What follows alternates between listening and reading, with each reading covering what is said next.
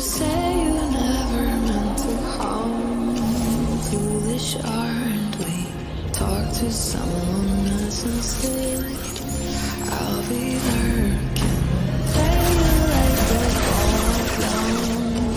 Moving silently. I'm always just a step ahead.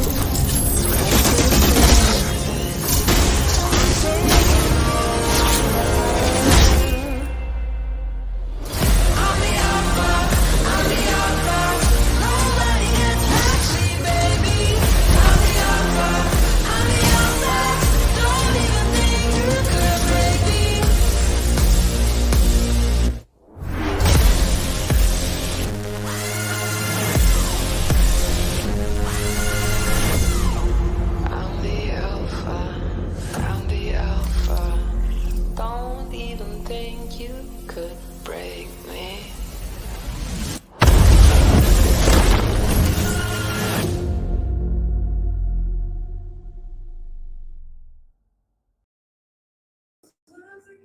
Man, I love that trailer. Yeah, man. I've So watched cool. it. I've watched it several times. Yeah, so guys, Floppy Johnson here from PathDAO. We have two special guests with us tonight, or today. For I guess it's morning for you, Floppy. Morning for me. 8 a.m. here in the Bay Area. Yeah, afternoon for me, and I know pretty late at night for a lot of our gamers in Southeast Asia.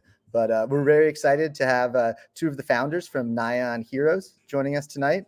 Can we let them in? Hey Hey, guys. guys. Hey guys, hey, what's up?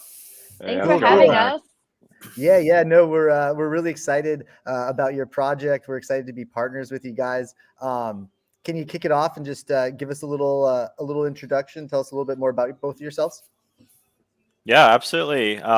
First off, Johnson, Floppy, and guys at PathDAO, happy to be here. Thanks for inviting us to the show. My name's Max, one of the founders of Nyan Heroes. Have a background as a COO in a digital media production company for the last 8 years. Been in the crypto space for the last 5 years as a private investor.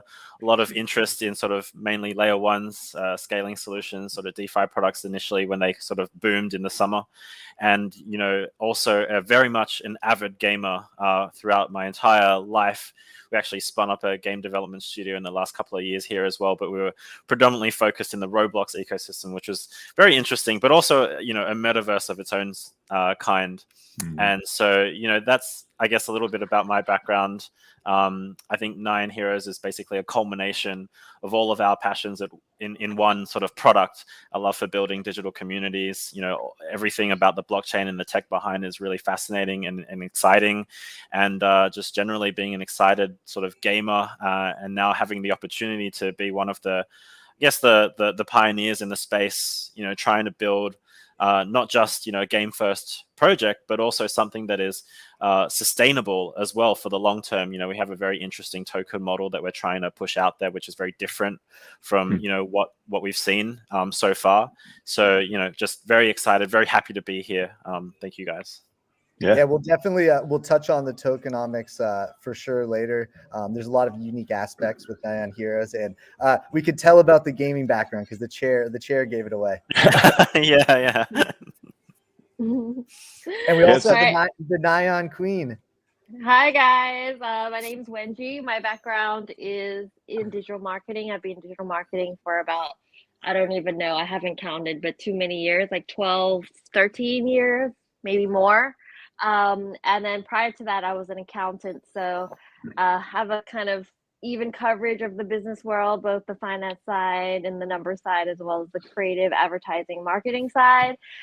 Started off in social media back when social media wasn't, like, we didn't know what to do with it. Basically, it was the birth of the Facebook fan page, and we're like, what do we do with this? But I think we can market something on here. So kind of delved my way through that. And then when, YouTube came about, again, did the same thing, and basically have been building communities since then. So being in the creator YouTube world for about 8 years and have a collective about 20 million plus plans across different channels and platforms, and and have been dealing with internet hate. So throw anything at me. I'm really good Yeah, at but it. that's Thick amazing. skin. You were really Yeah. on the really on the forefront of all that, and now you're on the forefront of a whole nother movement. FUD is fun. And then yeah, just being a crazy cat lady, a gamer again since I was 5 years old. My dad got me my first like Atari like thing. I say Atari like thing because it was like a Chinese copy of Atari that was like much cheaper. But yeah, no, you take what you can get, and been playing fighting games and Dota, League, big PC gamer, Counter Strike, Left 4 Dead. So huge fan of gaming. And again, like Max said, Nine Heroes has been a combination of all, the passions we've had throughout our life put together into one thing. Yeah, we can tell just like from talking to you guys for a minute here how enthusiastic you guys are about it. Also, you have a team of over 40 people, right? Like some really big industry names. Can you guys touch on your team a little bit? I know obviously that they support you guys, and yeah, just an impressive team that you have. Yeah, absolutely. Thank you for bringing it up, because it has been one of the hardest things so far to actually put together, right? Like it's when you're starting a small business or like a new startup, it's the scaling aspect that can actually be one of the most difficult things. And so we had a lot of people initially kind of quite concerned about that. A lot of us giving some advice, maybe don't look for triple A guys because they might not want to join. Maybe find some people that are less experienced that will be more happy to join like a startup project. And we decided to take the hard route, right? And so we really did try and push the barriers and really take hiring to the next level. We spoke to, at least personally, I spoke to over 140 candidates when I was hiring in the last couple of months. And we're very lucky now and thankful to have the team that we do. So we currently have a 40 plus person team, most of which are in the game dev side of our business. They're all in-house, and specifically they all have a triple A development background, anywhere between 10 to 20 plus years in the industry with multiple shipped triple A titles. And that's testament to the kind of project that we're building, because a lot of these guys, they're titans in the industry, and they've done so much, and they're so talented and experienced, they wouldn't really join a project that isn't in it for the long run as well, and isn't in it for the right reasons. So we're very, very happy with the team so far, and we'll continue to scale up. I think the goal in the next sort of 4 to 6 months is to have around 80 or so members. So we're really continuing looking to scale as we build. Yeah, just looking briefly, I saw Square Onyx, I saw Riot Games, so like big stuff. Yeah, and what I love about our team is we're now 40 plus, but coming from the AAA world, coming to Web3, a lot of our team members have had to adjust to the new environment, and they've done a really good job with adapting and kind of, I guess, modifying the process of AAA development to fit more with Web3. And we're so proud that they've been able to be really creative in how they do that, so we can make our roadmap and timelines. Yeah, it's crazy how things move so quickly in this world. Exactly. It's much different. Hey, so before we get into the game itself, I guess Max, you could probably take this question. I was curious about why you guys chose Solana. You just mentioned in your intro that you are a layer one, expert. So yeah, I mean, I always have been involved in some projects that are on Polygon and all this stuff. I don't really know a ton about Solana, but I know it's a great layer one. So yeah, maybe touch on some of the nuanced aspects. Yeah, there. absolutely. So I did mention I'm a layer one fanatic. I do love tech in general. And so, I'm not one of those people that's like, hey, I'm a Polygon maxi or a Solana maxi or anything like that. I believe in blockchain as a whole. And, I think the term, multi-chain is thrown around a lot. But of course, I think for most people in the space, we truly believe that that is the future, because it's not like there's just going to be one. We're not in Lord of the Rings, right? It's not one chain to rule them all. Mhm. It's eventually we're going to have an ecosystem with multiple sort of dApps built on multiple layers, and they're all going to be able to interact. So, in terms of layer ones and why we chose Solana, obviously, at the time when we were sort of, I guess, theorizing and launching and conceptualizing our product, it was at the time, one of the best layer one solutions out there, because of its own proof of, consensus model. It just was, it had something that other chains didn't have, especially on the layer one sort of level. And that was extremely fast transaction speeds. And also the fact that it was a net carbon neutral sort of layer was also quite important to us, because, obviously we've seen all the articles about, the energy consumption about other layers. And, we wanted to make sure that we were also environmentally conscious. So, that being said, those were some of the reasons why we decided to go with Solana as one of the layer ones. On top of that, they were actually quite supportive when we, I guess, started some of our first initial talks with some of the large players in the space. And so, for guys who don't know, we raised a seed round last year in September, and one of our backers was actually Solana Ventures or Solana Capital. And the entire ecosystem was extremely supportive. So Solana, were very supportive in giving us some tech support as well from their end. We were one of the VIP projects of Metaplex Studios, which is obviously, major in the Solana network. And, Alameda coming in, it was all just one big happy family. So it made sense at the time. It sounds like a good synergy, because like you're obviously bringing a lot of eyes to them as well. I mean, you guys are the leading project, really. So it sounds like a really good synergy there, Max. Yeah, absolutely. And, obviously we're very proud, to be building on Solana, and we're excited to, to see everything that, I mean, not just Solana, but the entire ecosystem builds in the next sort of couple of years. And, I think, one of our goals is to, obviously bring awareness to, from a gaming perspective into the Web3 space, not just Solana, although, that of course would be amazing, but just to blockchain and Web3 in general, I think that would be something that we would be extremely proud of, to sort of help that movement. Very cool. So, we watched the trailer. You guys saw the trailer at the start. It's not really a third person shooter. It's like a third cat shooter, right? Can you tell us, just give a little more introduction to the game? Like, tell us, a little bit about what we can expect from the gameplay. Floppy knows I'm a total cat person. So when I saw the trailer months ago, it was like, this is awesome. Yeah, we can run through everybody's cats that they have crawling around their house. Yeah, can we do like a group sort of sharing process where each one of us has to share the closest cat that we have? I love that idea. I'll have to go out into the living room and grab mine.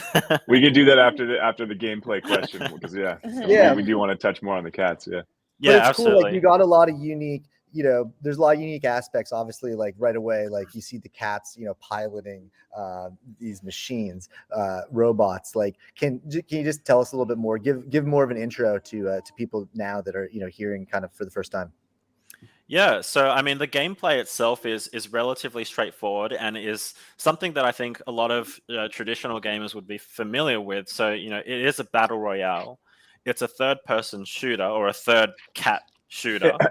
And essentially, it'll play very similarly to other third-person battle royales like you are aware of, such as Fortnite and PUBG.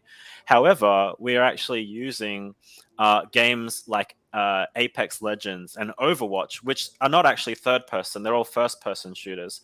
But we're actually using their mechanics as one of our main scaffolding or building blocks. But we're just using the camera style of games like Fortnite and PUBG. And so when you think about the gameplay, it is something that's very familiar, right? You kind of start off in a bus, or in our case, maybe a cat bus, and then you drop off and you land on a giant battle royale map. And then you start a looting process, trying to find good equipment. And then as you come into other players on that map, as it starts to shrink, you get into fights. And then the last person standing wins. And so that is the battle royale shooter game format, and that's how our game will basically play out. But instead of playing a cat per se, you actually play a cat that is piloting a mech. So it's kind of like Inception. But the character itself is actually a mech robot, and we have multiple mech robot classes that will all be piloted by cats. And so your character is actually a mech robot, which has a mix of, you know, organic and inorganic elements. It's a very humanoid kind of shape. So it's, you know, it's bipedal, it's on two legs, and the cat is actually the pilot in the cockpit sort of driving it. We were actually inspired by Evangelion, which was, you know, a very old school anime or manga series where you had, you know, kids piloting giant mechs. That was actually one of our inspirations for the entire concept. Yeah, almost like the Matrix too, with like the, you know, the mechanics. They had some mechs in there. Yeah, absolutely. So, I mean, you know, we could have just made mechs, I guess, but it wouldn't have been as fun. It wouldn't have added this extra dimension of, you know, cats into it. I mean, you know, I'm a cat lover. Wendy's a cat lover as well, and you know, it just kind of made sense. It's not like we did a whole lot of data crunching and data analysis and trolling and said, hey, this is the IP that makes the most sense. We kind of just went with our more gut. Popular right? than giraffes or lizards. True.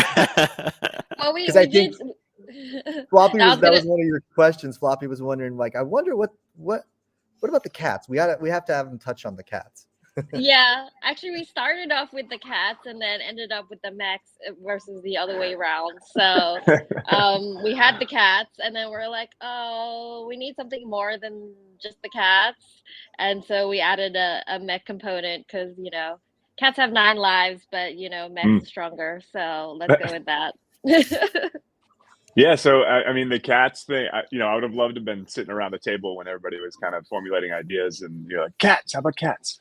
But like, so you guys have a mission to save cats, right? I mean, there's more than just the game with the cat thing. So I would love to, you know, touch on that very briefly, and then we can talk about what cats are that we have that are close to us. Yeah, so saving 1 billion cats has always been a running joke. And I guess now with Web3 and Nyan Heroes, we can actually do it for real. So this has been one of our missions of this whole project, is to do some good. Obviously, the original plan was to, you know, do animal shelters or maybe adopt 1 billion cats, but that's not really logistically possible. I was thinking about how much litter trays we'd need for 1 billion cats, and could not afford a house big enough for that, or a farm. So we're like, okay, why don't we now create this mission around this play to earn game to saving cats. So that's what we're doing, and it's been really fun. We've donated $250,000 to the Best Friends Society so far from our first NFT drop, and recently we've done collab season on Magic Eden, which is a bunch of collaboration one-of-ones NFTs that we've done with various blue chip projects on Solana, such as Degen Apes, Aurori, Catalina Whales, and so on, and they've been doing really well. We've donated money from each of those auctions to different charities.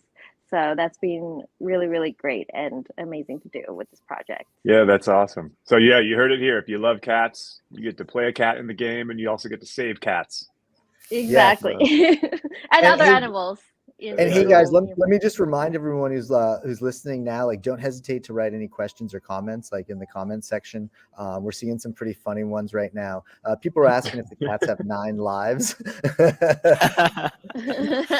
That's a pretty awesome one. We're definitely, you know, that question did come up in a couple of our meetings, especially, you know, with the design. But yeah, our designers were like, please don't do this to us. You know, having to design a game where you have 9 lives in a battle royale system is just going to be a nightmare. So we were like, okay, you know, we thought about it, but you know, we'll see if there's another way to integrate the whole 9 lives aspect. But I don't think it's going to be in the battle royale gameplay. Yeah, I think we're doing a community a favor with this, because imagine playing a battle royale with 9 lives. Like, you need to go to the bathroom, you need to go have a snack or something. Like, do you really want to put yourself through that?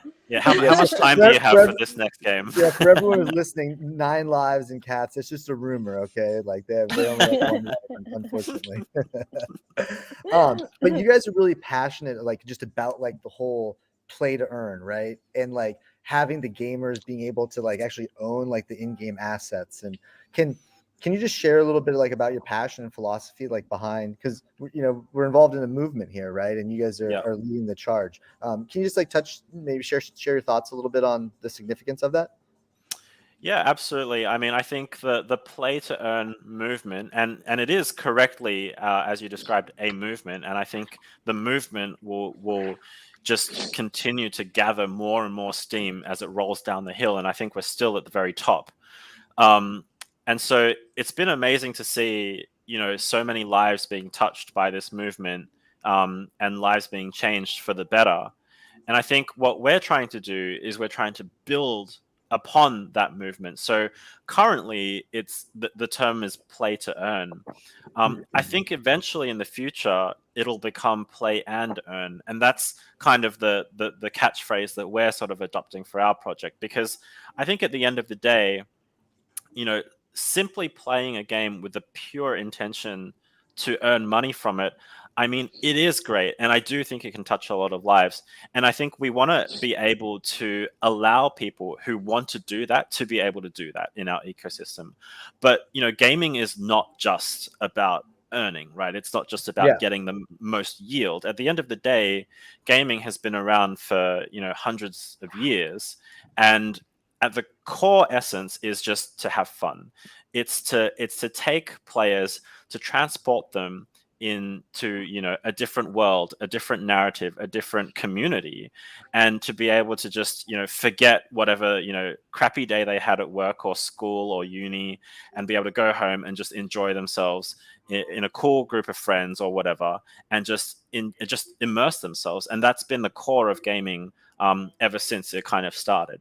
And I don't think that's going to go away. So I think down the track, when eventually there's hundreds, thousands of blockchain games on the market, you'll find that I think players will eventually just naturally gravitate towards the games that they truly enjoy. And even though you may get a slightly better yield, maybe a 10% additional yield in another game, if they really don't enjoy that other game, I think they'll still end up playing the game that they enjoy and can get a bit of yield. So play and earn is our motto. And that's why we've put together the kind of team that we've put together, and that's why we're building the product that we're trying to build. Max, I love it. Floppy, it's almost like he is listening in on some of our conversations, because like it has to be fun. Like that's the only way that the games and these ecosystems are sustainable. And obviously, Max, like you're a gamer, so like if it's about fun, man. It's got to be about having fun, and you can see like in Nyan Heroes how that's incorporated like throughout kind of like everything. It seems to be a really like founding principle for you guys. So I really appreciate absolutely. that. And I think, with play and earn, I think the very important aspect globally is that I feel like this is the way gaming is going to go in the future. As the tech gets integrated and people see that the onboarding process is not as complicated as it is, because so many people are finding, wallet solutions as elegant that you jump on with credit cards as opposed to downloading. And as we get better with that tech, I feel like, the blockchain smart contract technology in gaming is just going to be here to stay. So many people I talk to that is non-Web3, when I explain what Web3 gaming tech is going to be like, they fully agree. I'm like, imagine, so I talk to a lot of parents, I talk to a lot of other people, like imagine, you played Fortnite for X amount of time, and as a parent, you might have spent thousands of dollars on your kids' accounts, or even you personally spending thousands of dollars. Imagine if you could sell and keep that when you get bored of the game and move on. Like right now, Fortnite owns all of that. You do something, you get banned, you lose all of that value. You have no control over your assets at all. And not just with the earning aspect, even just with the assets you paid for. It just makes so much sense to have that as your property. On top of that, I believe in, I grew up in the creator model where media was disrupted by YouTube. Yep. And, the payment started going to the creators versus these big media companies. I think in the future, we've disrupted media, like let's disrupt gaming. We would now share the revenue of the gaming studio with everyone involved, with the community, with the developers, with the team, in a more fair sort of situation. So I believe it's just going to be the future. There's kind of no stopping it. We're kind of making the movement happen quicker and, showing how it could happen in a very elegant way. So yeah, I'm very bullish on play and earn. Yeah, I like that. That was an interesting thought that parents are going to support this too. Be like, we're going to get parents of kids on board because they're like, oh, yeah, you can actually, I can get my money back. Yeah, exactly. That's That great. their eyes light up immediately. They're like, where Yeah. do I sign up? Like, where does this Yeah, happen? they're already spending thousands of dollars on their kids' gaming habit. Might as well get that back. That's fun. We saw someone we saw a funny comment a little while ago. Someone said, instead of maybe doing the skins, maybe now you can have the furs. Yes. We are actually thinking about ways to. So one of the things that we're actually doing, which is still in the works, but I do believe I can share it, is we're trying to figure out a way where our players can eventually go through a user-generated avatar system where they can customize their own cat avatars, and they'll be able to build, for example, a cat that, say, if they have a cat at home, they'll be able to model their in-game cat based off their real-life cat. Oh, And then good. Eventually, as you play the game and you start earning these cat cores, once you collect enough, you'll actually be able to mint your own personal cat avatar into an official NFT that will live, on chain in our game. So that's something amazing. that we're really excited about because, for cat lovers out there, I mean, I'm a cat lover. Obviously, I want to see my cat in the game. Who doesn't? So that's something that we're pretty excited to be bringing. We saw another funny comment. They were talking about maybe you could have catnip as like a boost. So like a boost for energy or a boost for something in the game. They find the catnip. You can tell from all the comments that like you got a really fun community of people behind this. When we obviously put up the invitation and the announcement of doing the AMA, like in the PathDAO community, the reaction was really strong, and it's cool seeing some of the comments. You guys can tell a real loyal audience. Yeah. I mean, thematically, I think a boost might be the opposite of what catnip would probably do. If you actually used catnip there, they'd probably slow down. They'd probably start sort of getting really dazed and be like, "What's going on?" The screen gets blurry. Yeah. I think it'd be like a catnip smoke bomb, Yeah. Yeah. So how is the play to earn function within the game? Like what's like so it's like a battle royale, but like what's sort of the game loop and how do you actually earn within the game? Yeah, absolutely. I mean, I think we currently are working on our in-game economy, and it's, as you probably are aware, it's a beast of an undertaking. And so, from a high level perspective, it's rather straightforward though. So, the game loop, for example, at least with the battle royale portion of our game, is that players join a lobby, they load into the game, they pick up items, they fight, they win, and then they rinse and repeat. And so it's part of that winning process that earns them various in-game materials and rewards. And, initially we may, decide to distribute some of our in-game tokens as part of those early rewards. And of course, in order to be sustainable, that initial distribution will slowly start to peter out as time goes by, which essentially will reward, I guess, the earliest of players that enter our ecosystem. And then, the great thing about, battle royales and PvP is that we can very easily and sustainably stage or stagger the reward system based on your rank in PvP. And so, instead of other games like RPGs where you constantly have these faucets printing out these tokens that are then being sold, what we can do is we can basically, for people that are in, say, the lower levels of ranked PvP, like bronze or silver or whatever you happen to call them, the rewards for winning are going to be there, but they're going to be lower. But then for people in the highest tiers, whether we call it Challenger or Nyan Legend level, whatever it happens to be, those reward tiers are going to be much higher. But in reality, only 1% of players will be playing at that highest level, and 90 or 80% of players will be playing at in the bronze, or 70% will be in the bronze level. So in that way, we can actually naturally help manage the control of the faucets of our tokens. And so we don't, using that system, we really can reward the people that are good at the game. So it's a skills based reward system. Yeah, and then so items that you collect and receive, then you can sell on. You can have an in-game shop, I imagine. Yep, in-game marketplaces. Right. Nice. You'll literally be able to trade anything for anything, and so we don't decide the prices. We let the player base and the ecosystem decide. Yeah, that's great. Free market always is best. Yeah, absolutely. So hey, I just had an idea for your leagues. What about like the lower leagues like Tabby, and then you get up maybe like Calico. Yeah. The upper leagues is like Tiger Siamese, League or something. Yeah. Johnson. What's Johnson's cat is? I got a Savannah. Yeah, that's that could be like high tier. Those are like a high tier. Yeah. Those are one of the ones. High maintenance. They're crazy. Is it very energetic? Oh yeah, he's absolutely awesome. But more like a dog than a cat. They like to follow you around, and he likes to play fetch. And I promised Floppy before I would not talk about my cat during this. You guys are gonna get no. I brought it up. If there was ever an AMA to talk about your cat, it would be this one. So you haven't Get it all out. Max, thanks for making my dreams come true. You're welcome.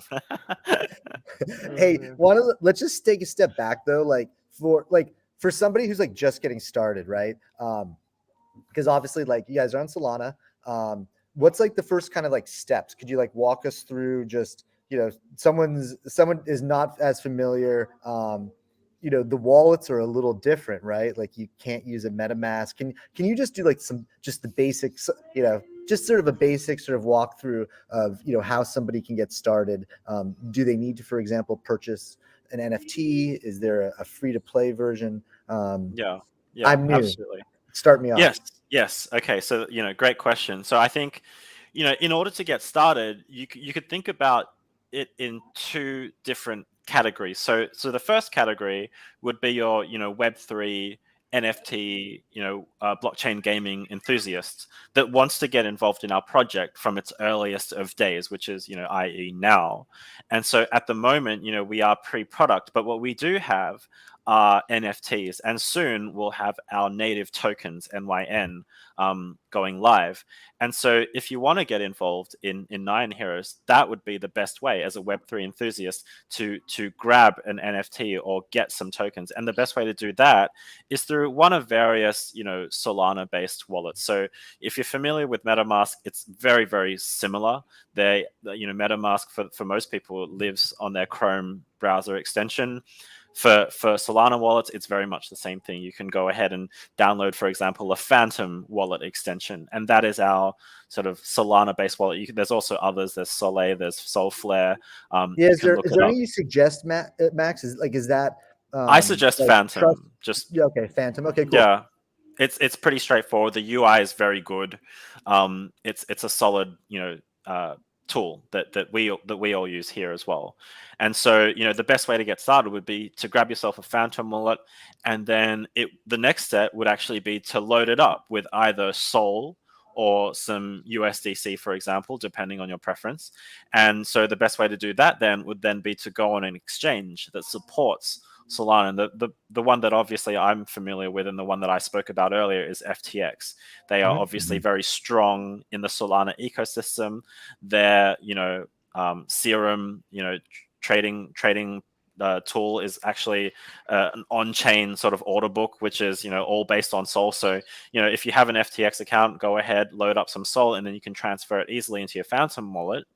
And then through that, it works very much similarly to a MetaMask wallet. You go on to any one of our marketplaces like Magic Eden, Solana. We're also live on OpenSea to connect your Phantom wallet, and then you can go ahead and purchase a Nyan NFT.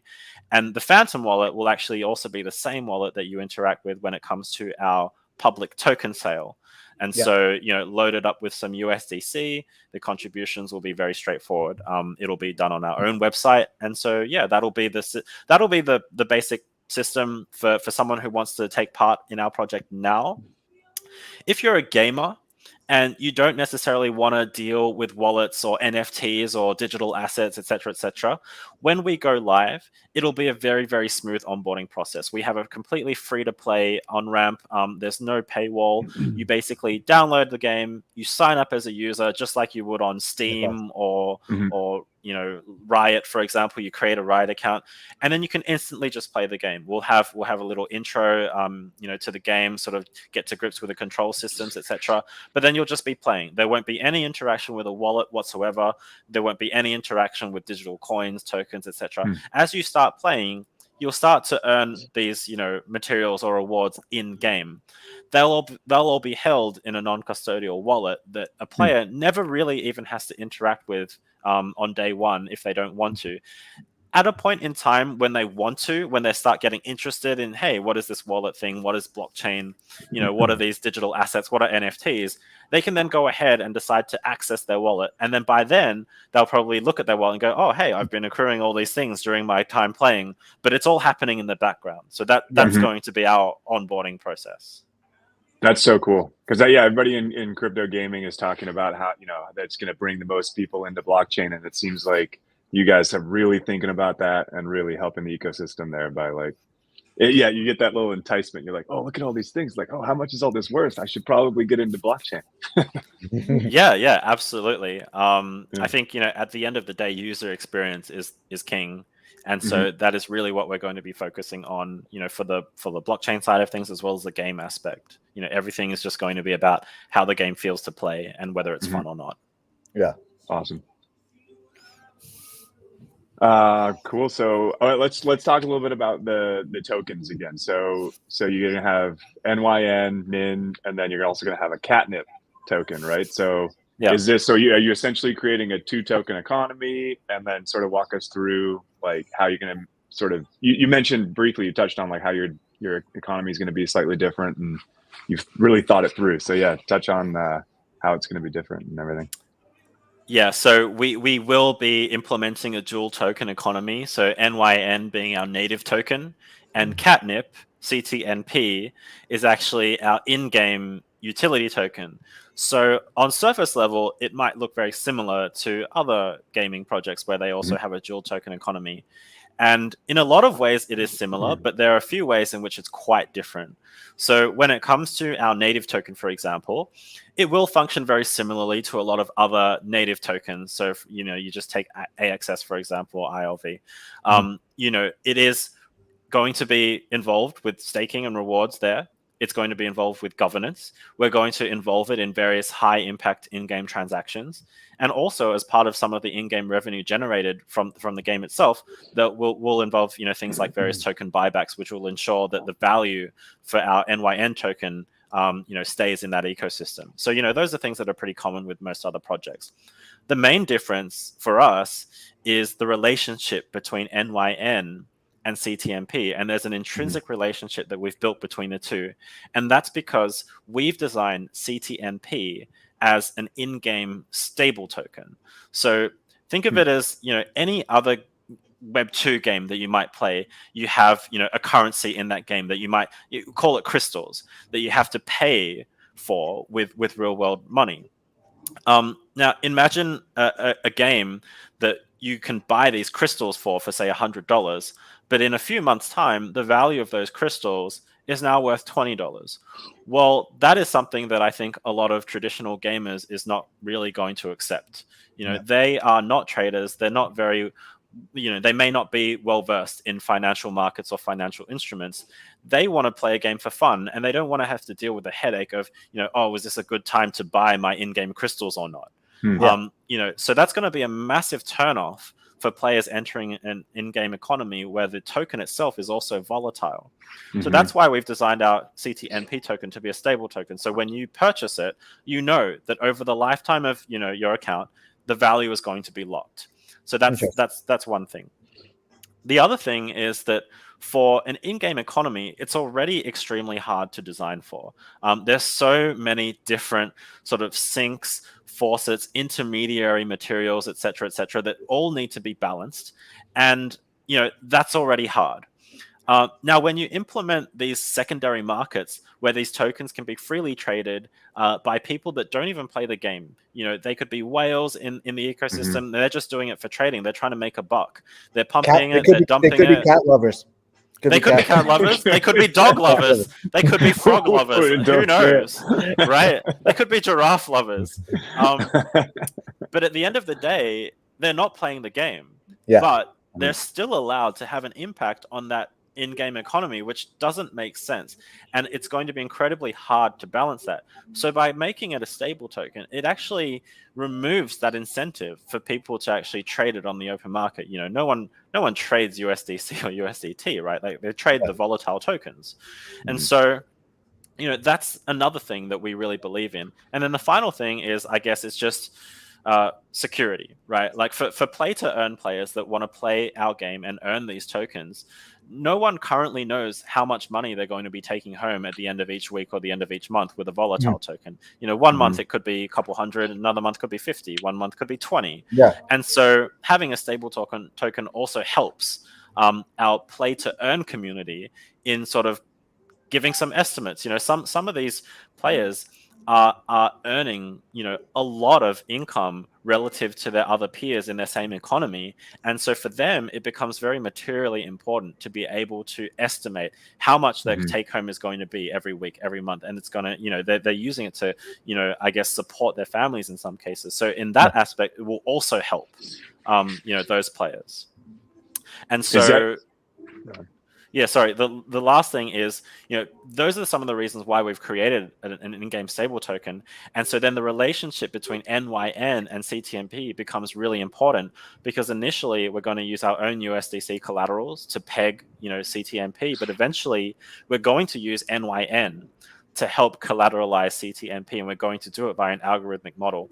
And what that means for NYN holders is that as our game grows and as our economy grows and as demand for CTNP grows, the value of NYN is going to intrinsically increase, because in order to collateralize more and more amounts of CTNP, we actually have to burn NYN. So NYN becomes deflationary in that system, and therefore we really are going to be able to capture a lot of that economic value for our earliest NYN holders. And that's something that is fundamentally different from every other project out there.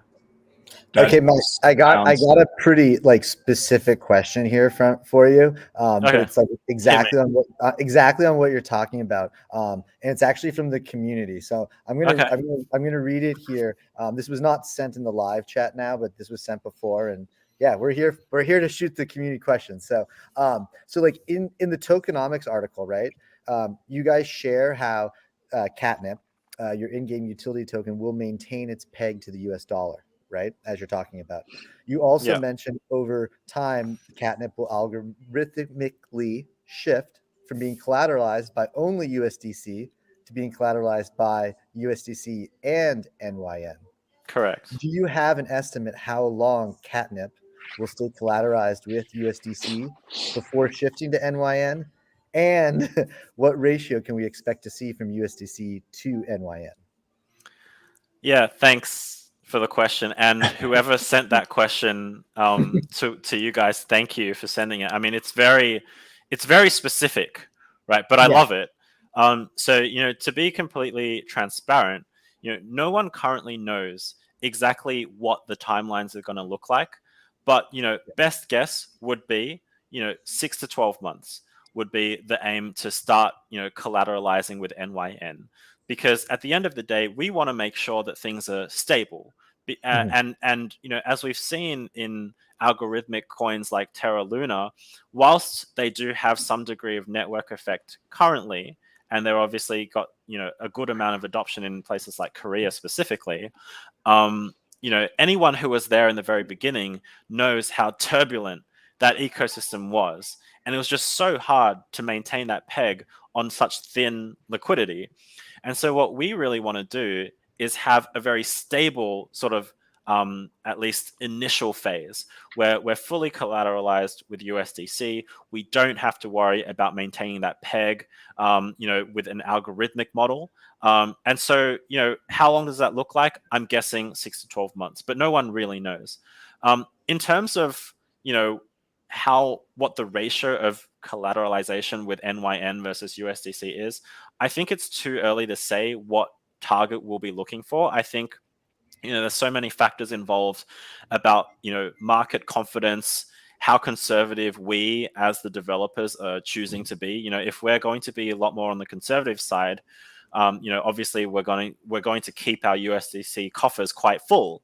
But if we are going to be a little more aggressive, for whatever reason, maybe we're scaling very quickly, maybe we're spinning up a lot of different projects at the same time, building upon our virtual world, for example, and that's going to require a lot more CTMP to be suddenly injected into the ecosystem that maybe we can't support using our coffers. Then we'll have to increase that ratio quite drastically, but no one really knows at this point. I think, the best project to look at in terms of that is something called Frax, which is an algorithmic model, but they also have collaterals with USDC, and they've taken a more conservative approach. At the moment, I believe their ratio is something like 85% USDC to 15% FRX. So that is a more conservative model. I believe their team is a bit more conservative, and that is certainly something that we'll be looking at as we develop and see what makes the most sense for us. Certainly, I think having a good level of collateralization with USDC will bring confidence to our users that at the end of the day, we do have a reserve to back everything upon, as opposed to something like Luna, which is just built on pure network. I mean, it can work either way, right? I think a mix is ideal, to be honest, but we have to see.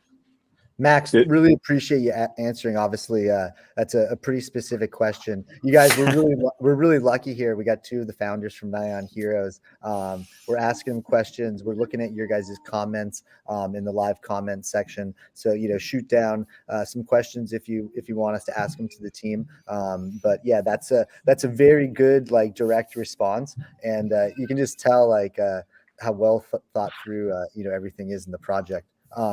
With this, tell us a little bit about the timeline. We're excited, the community's excited. Can you just run us down, the timeline and some things to come in the near future for you guys? Absolutely. So, something that I shared in our Discord earlier today is that sometime next week, we're going to have another video drop, which is super exciting, because typically what you see in the space is that a project comes out with a cinematic, and then it's tumbleweeds for a little while. But we're very excited to be able to share a gameplay sort of leak, trailer, demo, whatever you want to call it, next week. And I think that is going to be amazing for the team, amazing for the community to see as well. I did see a few comments on our cinematic trailer on Twitter saying, that's nice, but where's the gameplay? And that's fine. It doesn't really bother me, because I've been seeing and I've been working with the team, and we're seeing what's under the hood. And I can say that, whilst that is a cinematic, it was done in-house. It was rendered on Unreal Engine 5, which is, the tool that we're using to build the game. And so it was done using our assets, and the gameplay trailer, whilst it's not going to be a cinematic, obviously, I think people will be surprised at how good it looks relative to the cinematic. So that's something that we've got looking forward to next week. And then at some point this month, I can't spill the date yet, but it will be shared soon. We will actually be launching our public sale of our token, NYN. So that is going to be one of the most exciting things coming up. That'll be the first time that the token is publicly available to the community. So definitely follow all our socials for announcements there. In a couple of months' time, we will actually have a gameplay demo that will be a standalone build, fully playable, for people to get a hands on and just get an idea of how the game's going to feel. It's going to be a vertical slice, so not the full map, by any stretch of the imagination, but a small slice that will be able to be sort of downloaded and played. But we're looking at the end of the year, for a gameplay alpha, so a full gameplay alpha, and beyond that, it's a massive roadmap. Open world, virtual worlds, user generated content. It spans 4 years. So yeah.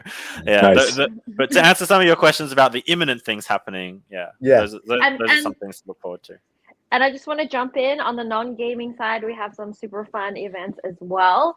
So for the month of May, those of you guys in the US, if you guys love boba, there's a boba store called the Boba Guys. I think there is one in the Bay Area. There's one in LA. There's one in New York. It's one of the biggest national boba chain stores. And we're gonna be having our Nyans printed on their cups.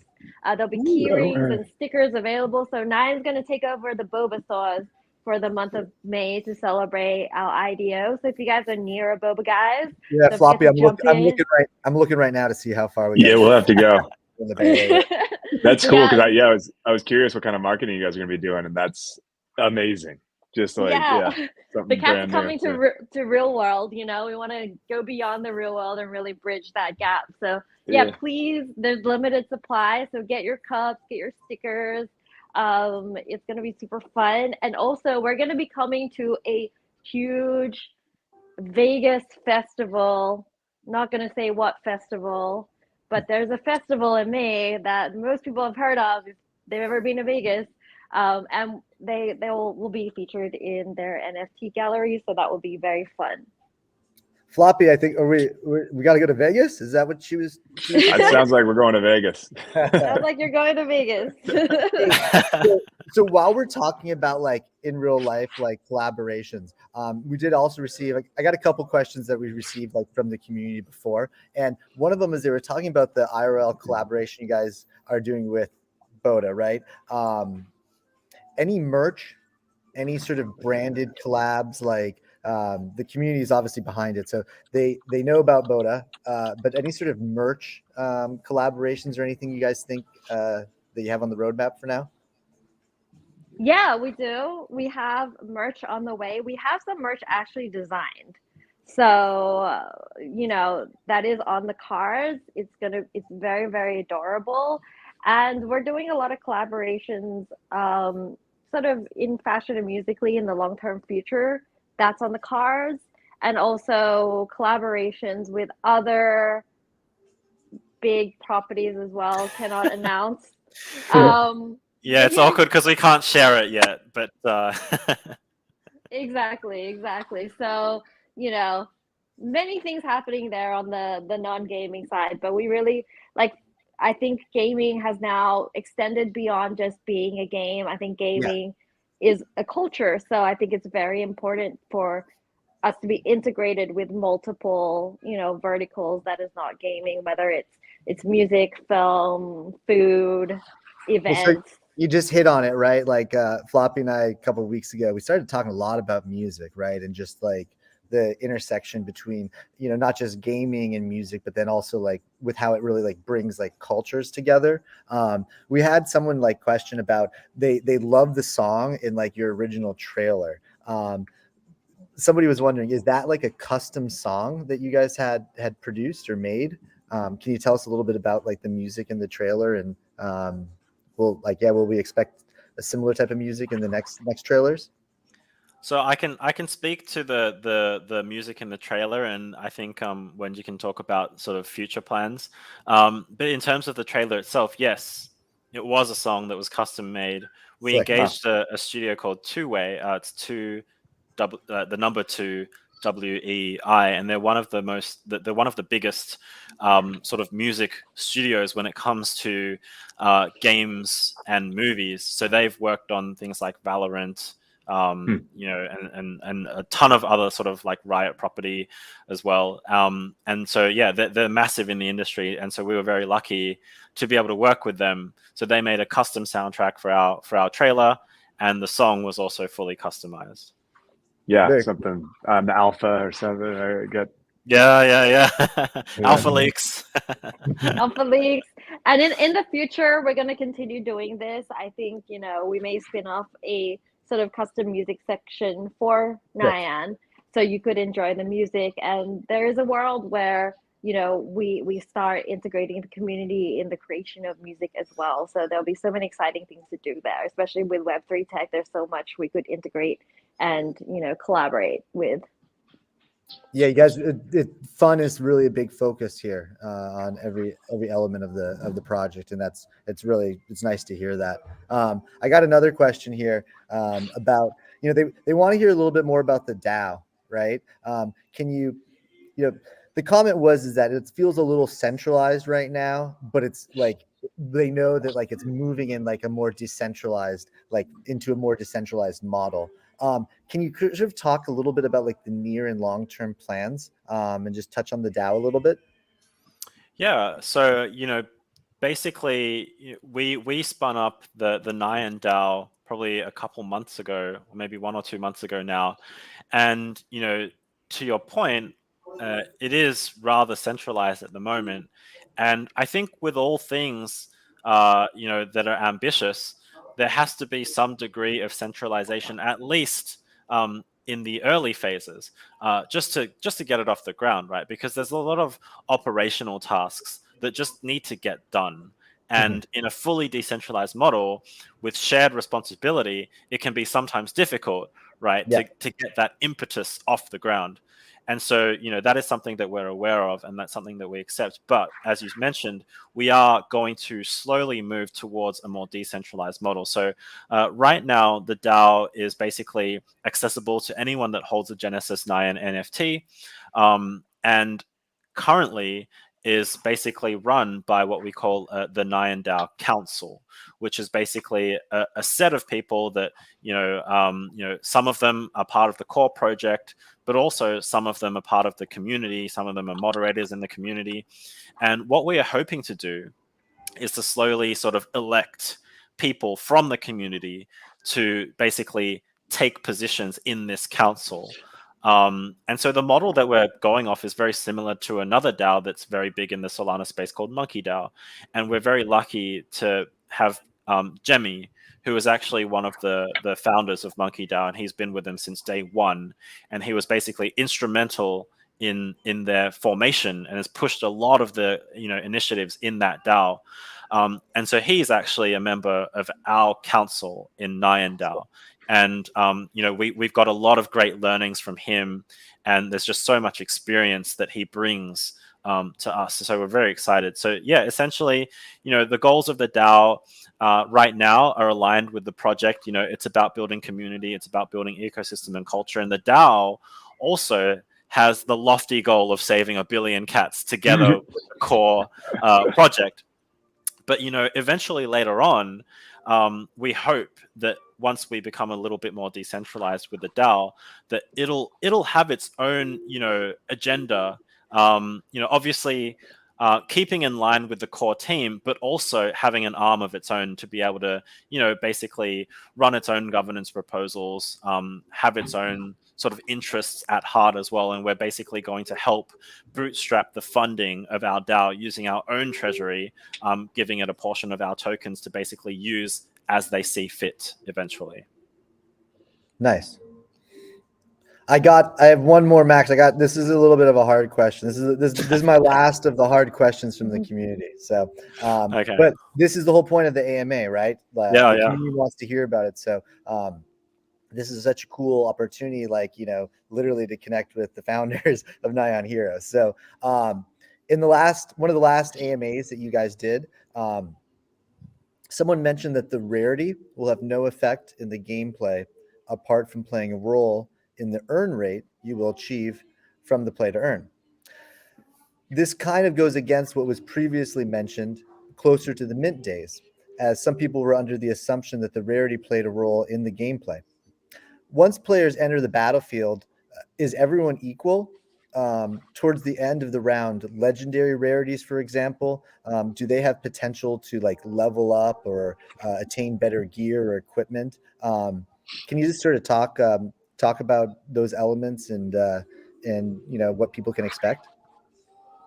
Yeah. So I think, in a previous AMA that was mentioned or referred to, I believe, and there may have been a level of miscommunication there, but when the question was asked, I think it was something like, what's the difference between someone that doesn't own an NFT and someone that owns an NFT, and what's the difference in terms of game, what their experience in the gameplay.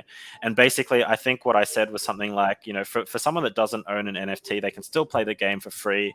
They can still enjoy all the different game modes and start earning rewards, etc., etc. But the main difference of owning an NFT was that they could still do all those things, but as a yield generating asset, the NFT would be able to give them more yield. I think the confusion there was that I didn't mention anything specifically about the gameplay aspects of the NFT, and so what we have designed as part of our sort of different categories of rarity when it comes to commons, uncommons, all the way up to legendary, is that we've always sort of done that with the view that eventually in the game that these different rarities or these different parts or abilities will have a meaningful impact on the game. What we're trying to do at the moment is figure out a way to design the game in such a way that it feels competitive. And so we're currently basically thinking of a few different options or a few different ways to implement that, because we don't want the game to be pay to win, basically. We don't want people to come into the game and feel like, oh, some whale can just come in and slap me around with their wallet when they don't have any skill, right? Like that's kind of like the worst kind of gaming experience.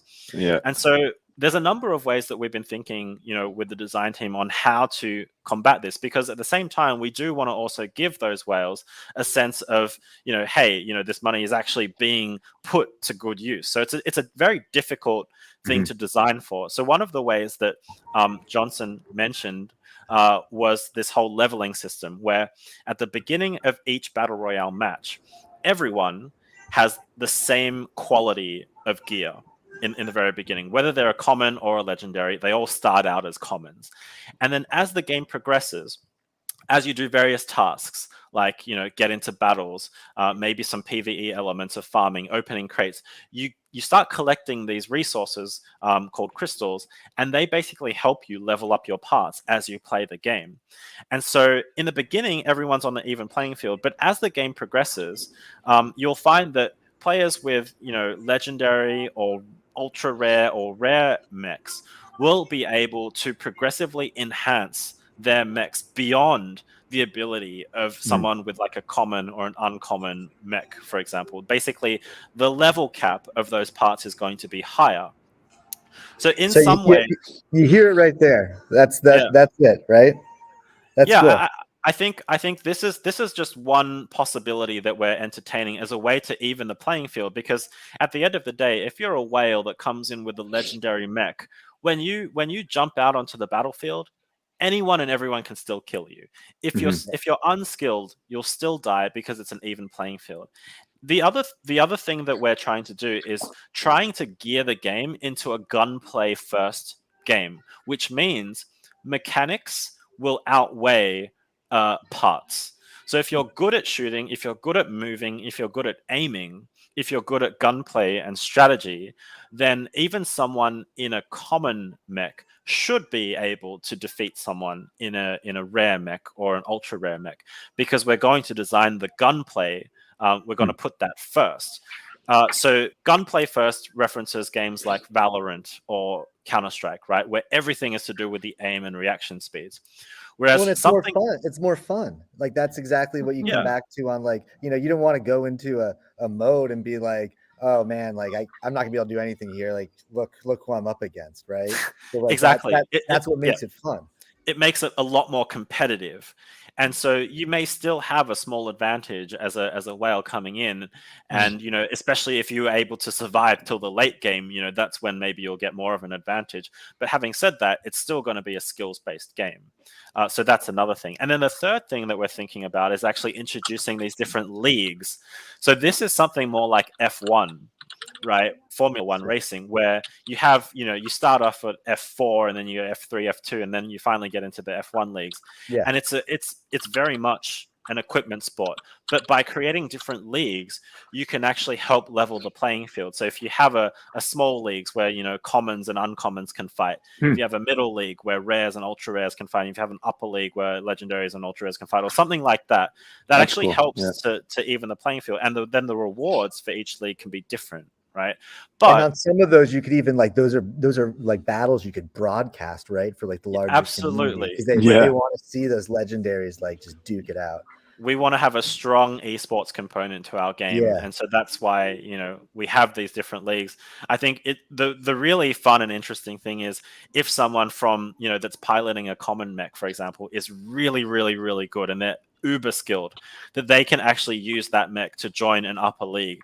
And if they're really good, they can just school everyone, with their ultra rares or whatnot, and they'll be able to win, increased rewards because they're fighting at a higher tier level. So that adds additional interest. And for us, like from the guild side and our gamers, like that's such a cool opportunity, right? Because like, from the guild, like we can be doing internal tournaments, right? To then pick and select our players to be pushing up in the leagues. And, it's something our gamers are already excited about. But I think when they really see like the general plan here and because again, it comes back down again to fun, like having those types of tournaments and those battles it's a really fun thing to do.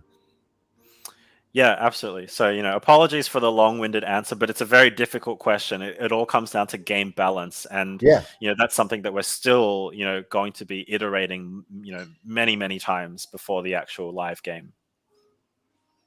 Yeah. I mean, but that's what's great about just like the basic league, game principle where, you get up to a certain league based on your ability and, the powerful, like what equipment you have.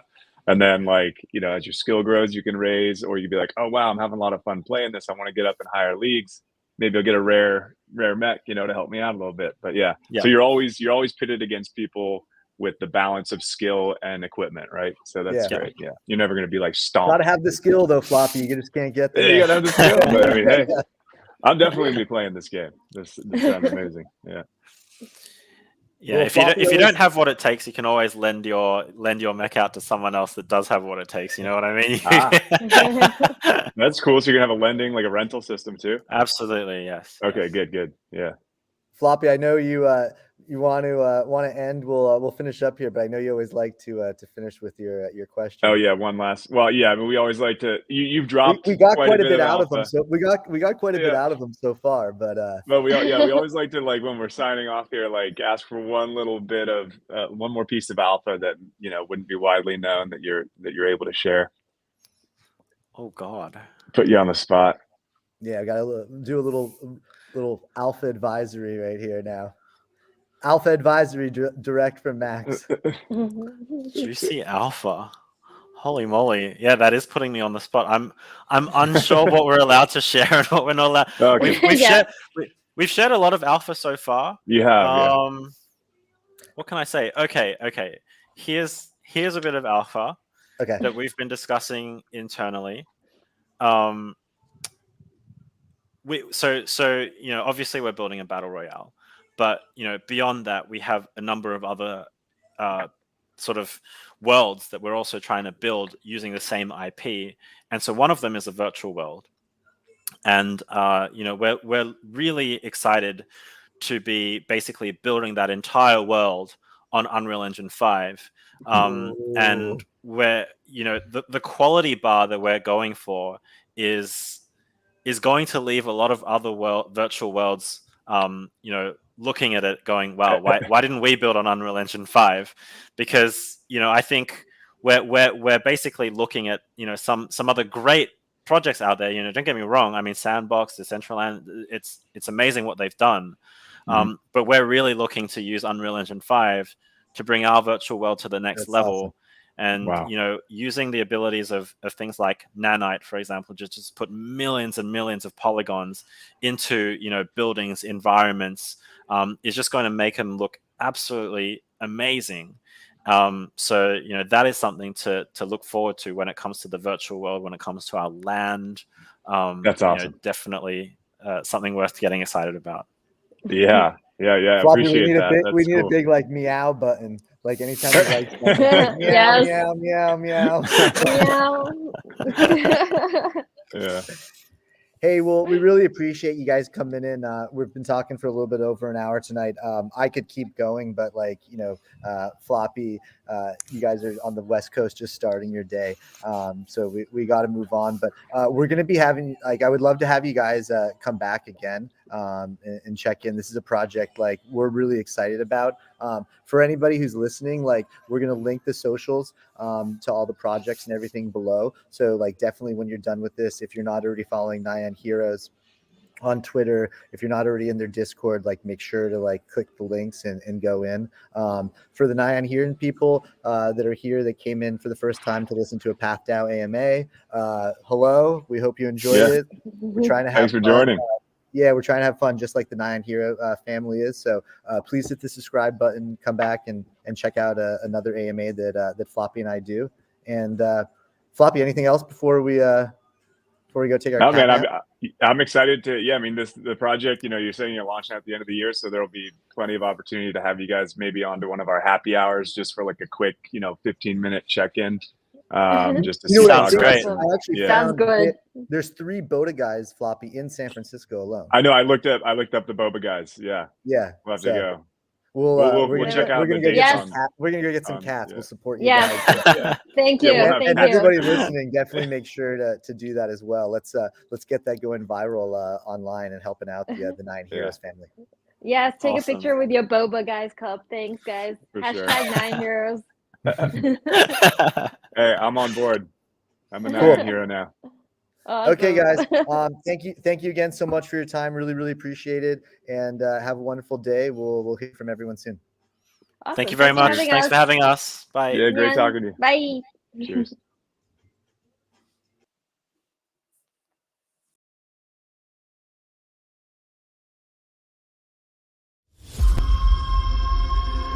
You say you never meant to harm. Foolish, aren't we? Talk to someone as and say, I'll be there.